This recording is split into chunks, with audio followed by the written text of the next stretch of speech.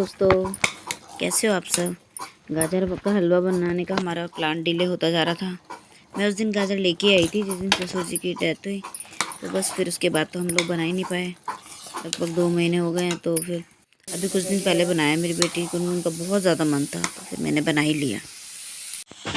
गाजर का हलवा almost done है। मैं पता है गाजर के हलवे में वो नहीं डालती, मावा खोया, क्योंकि मैं ना इसे लगभग 1-1.5 किलो दूध में मैंने इसे पकाया, तो वही टेस्ट आ जाता है जब दूध इतना पकता है मावे जैसा ही। और वो मुझे बिल्कुल तब तक मैं इसे पकाती जब तक इसका कलर महरून ना हो जाए, बिल्कुल सूख ना जाए इसका पानी ना। ये देखो, और इस बार मैंने इसमें ये डाला छोटू सा मिल्क, मिठाई मिल्क। कितना प्यारा सा क्यूट सा है ना। आज सुबह के 4 बज रहे हैं सुबह के। ये मेरी ब्लैक टी बन रही है। आज मुझे निकलना है कुरुक्षेत्र सुबह अपने काम से, तो वही सबका नाश्ता, रोटी, पराठे वगैरह बना के बस निकल जाऊंगी थोड़ी देर में, क्योंकि शाम को वापसी भी है। फिर असेसमेंट है, उसी के लिए जा रही हूँ। तो बस ये है कि जाने के बाद बच्चों को दिक्कत ना हो, तो सोचा नाश्ता वगैरह सब बना के रेडी कर दूँ। बेटी वगैरह का टिफ़िन भी पैक कर दिया मैंने। यहाँ मैं हूँ पौंटा साहिब बस स्टैंड। निकल गई थी मैं डायरेक्ट। मुझे देहरादून से यमुनानगर की बस मिली नहीं, उससे पहले पहुंचा, फिर यमुनानगर, देन यमुनानगर से मैं कुरुक्षेत्र जाना है हरियाणा से। ये देखो बस ड्राइवर और कंडक्टर बीच में उतरे। यहाँ ताज़ा गुड़ मिल रहा था, बन रहा था। ये उन्होंने शक्कर और खरीदा। पहुँची कुरुक्षेत्र, पीपली का है जगह, वहाँ खड़ी रही। 1 घंटा वेट करने के बाद आए वो लेने मुझे। वहाँ बस पहुँची, बहुत सुंदर था। खेत ही खेत चारों तरफ, बड़ा सुंदर लग रहा था। बस लेट हो गया था वैसे ही बहुत, तो बस पहुँचते ही अपना काम स्टार्ट किया मैंने। असेसमेंट लेना निकल करवाया, ताकि जल्दी जल्दी फिर काम पूरा हो जाए। राहुल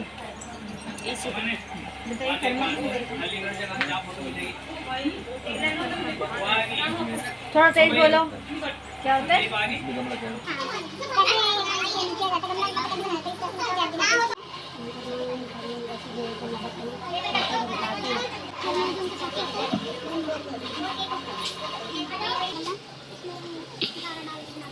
कैसे तैयार किया जाता है।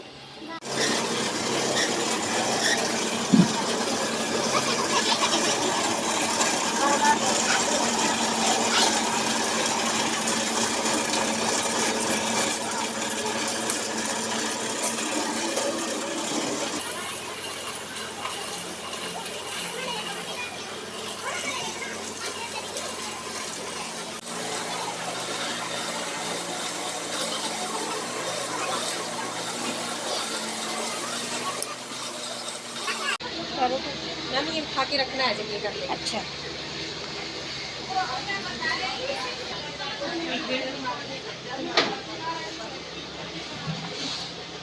दूसरा लेते हैं ठीक है। कौन सा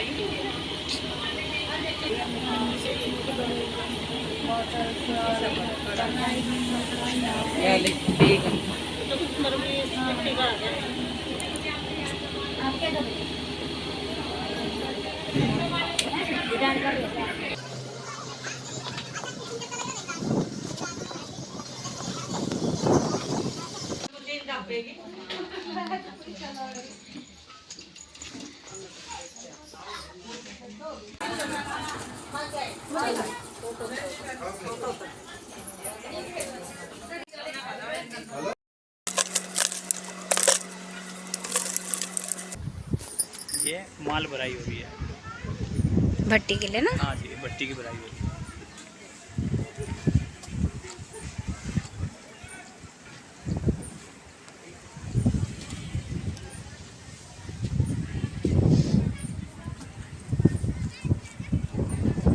बहुत अच्छे से रखना पड़ता होगा इनको। क्या होता है मतलब ईंधन में वो थोड़ा सा फर्क लगता है गर्म माल में। वो हो जाएंगे, पक जाएंगे है ना। हाँ, ये तो कल पकेगी। आज अच्छा। ये यहाँ तक भरेगी, अभी यहाँ भरने के बाद इसके ऊपर ठीक रहेगा।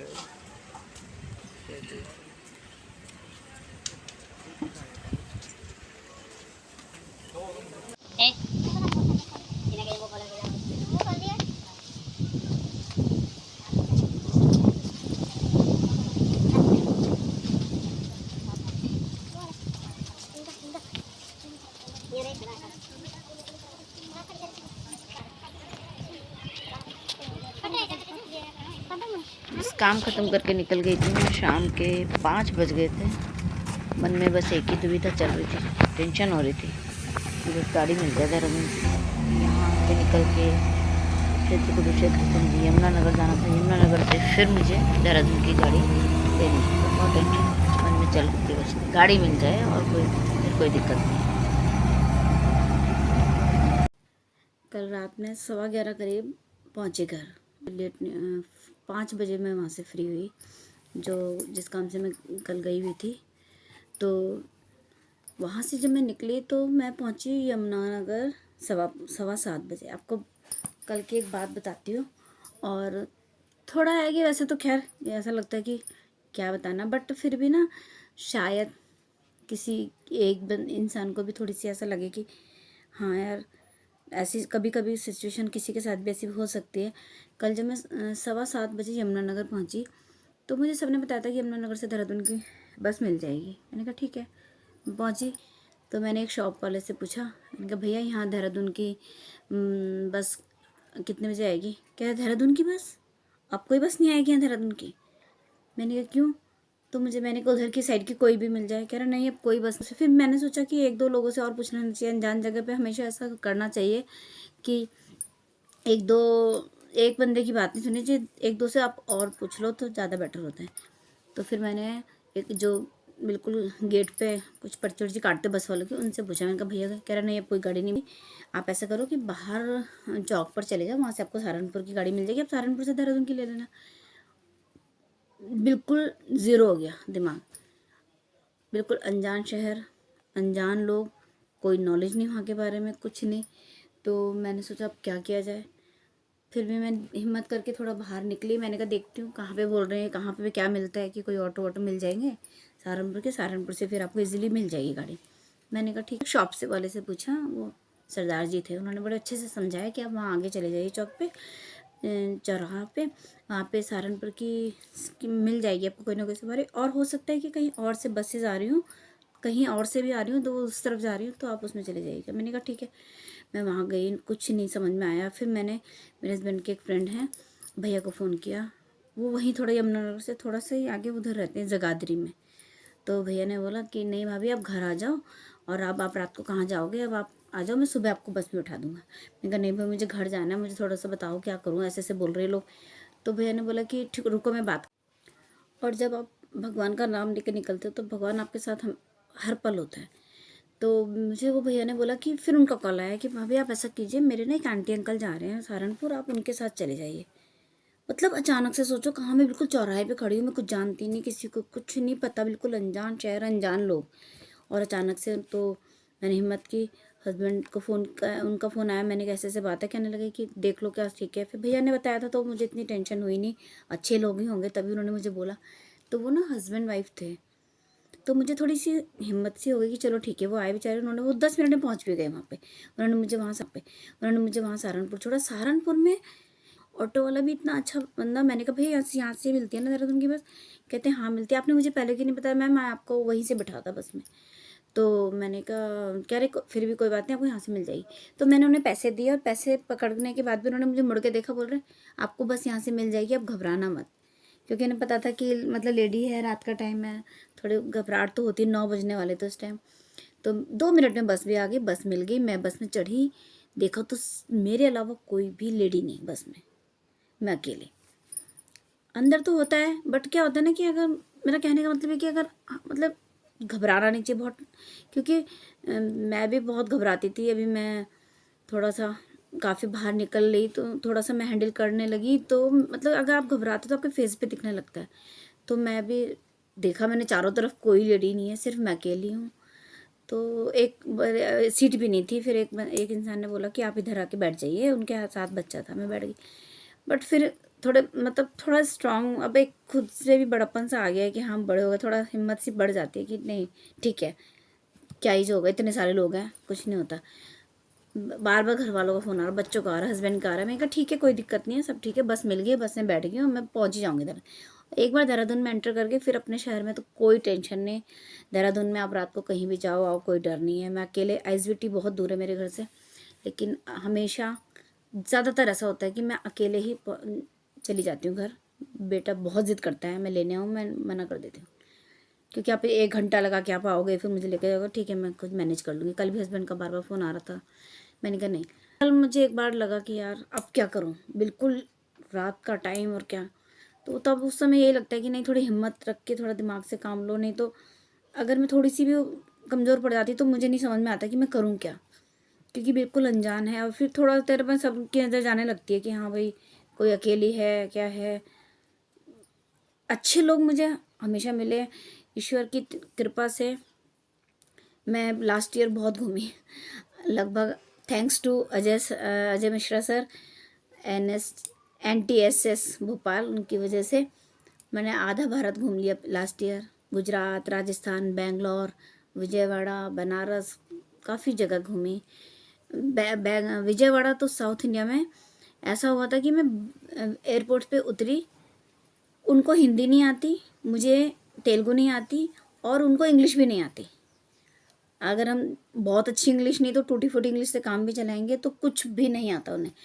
और इतना डरी हुई थी मैं रात के टाइम वहाँ पे कि कुछ भी समझ नहीं आ रहा। उस समय वाकई में डरी हुई थी, बट फिर भी मैं ना हस्बैंड से बात करती जा रही थी, तो फिर भी वो, अगर पता नहीं क्या ईश्वर की वो है कि मुझे हर जगह अच्छे ही लोग मिले, चाहे वो ऑटो वाला हो चाहे वो टैक्सी ड्राइवर हो। वो उसने मुझे बहुत मतलब अच्छे से ले गया, वो शायद समझ रहा होगा ये घबरा रही हैं जो भी है। उन्होंने होटल तक पहुंचाया, बहुत अच्छे से बताया। फिर मुझे सुबह ट्रेन पकड़नी थी तो उन्होंने मुझे वो भी बताया कि आपको कैसे ऑटो करके कहाँ जाना है, सब समझाया उस टैक्सी वाले ने। मतलब बेचारे जानती भी नहीं मैं उन्हें कौन है क्या है, लेकिन उन्होंने इतनी हेल्प की।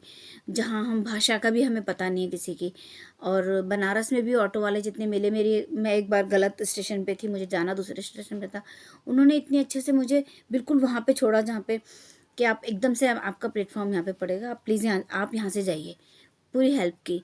और बेंगलोर गई थी, वहाँ भी वही था, बट वो हिंदी जानते थे और उसने मुझे बहुत मतलब 1-1.5 घंटे में मैं होटल पहुँची थी एयरपोर्ट से।